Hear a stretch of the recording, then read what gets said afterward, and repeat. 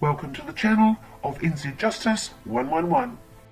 We're back, viewers, after a 3-year break to give you an update on how many more complaints have been made against New Zealand judges by members of the public since our last video 3 years ago, which informed our viewers that for over a 16-year period there had been 3,221 complaints made against New Zealand judges, with not one complaint being successful in having a judge formally disciplined for their gross incompetency, or even worse, their dishonesty committed against an innocent member of the public via the judge's decision. Since our last video 3 years ago, the number of complaints made against judges by members of the public has gone from 3,221 to 4,239, with yet again not one complaint being successful. Some of our viewers may be asking why 100% of complaints made against New Zealand judges by members of the public since August of 2005 have failed. To answer that question, NZ Justice 111 will take you for a quick walk down memory lane. In 2000, New Zealand was the subject of an international report that well and truly told the New Zealand government off for not having any laws in place to formally discipline anyone employed as a New Zealand judge for, at the very least, gross legal incompetency that had caused undeserved harm to an innocent member of the public.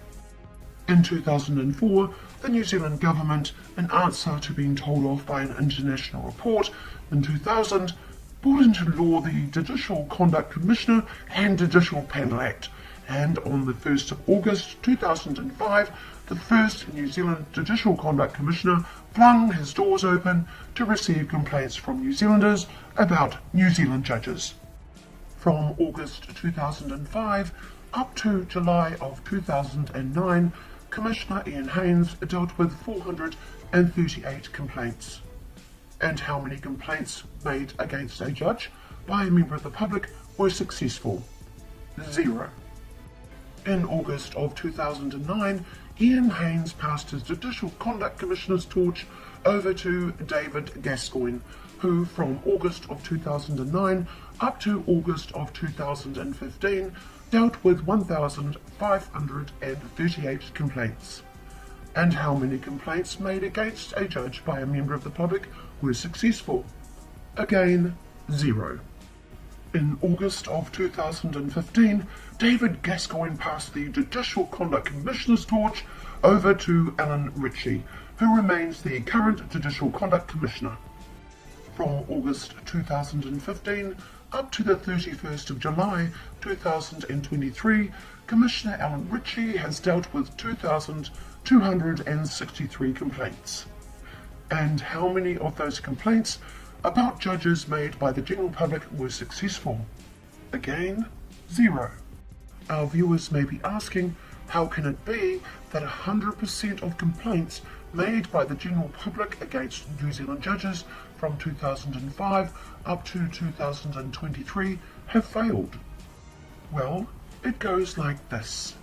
When the New Zealand government introduced the Judicial Conduct Commissioner and Judicial Conduct Panel Act, they ensured there were some sneaky laws within it that protects all New Zealand judges from any accountability after acting against an innocent member of the public, either via gross legal incompetency or even worse, dishonesty via the judge's decision.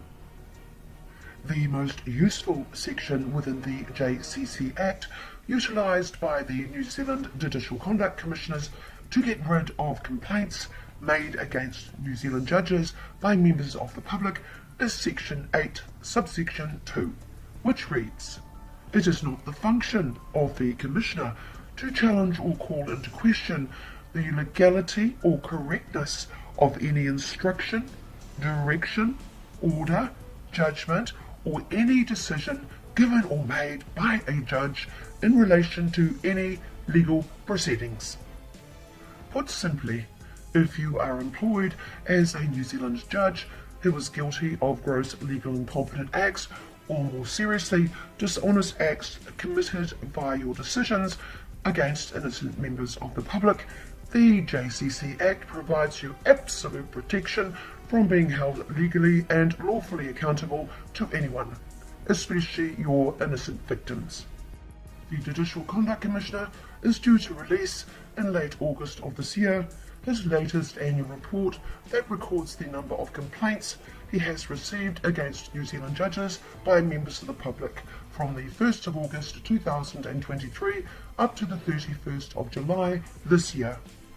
If past annual reports are to be our guide, no complaint against a judge up to the 31st of July this year would have succeeded to, at the very least, see a judge formally disciplined, let alone fired, for committing acts of dishonesty via their decision against an innocent member of the public.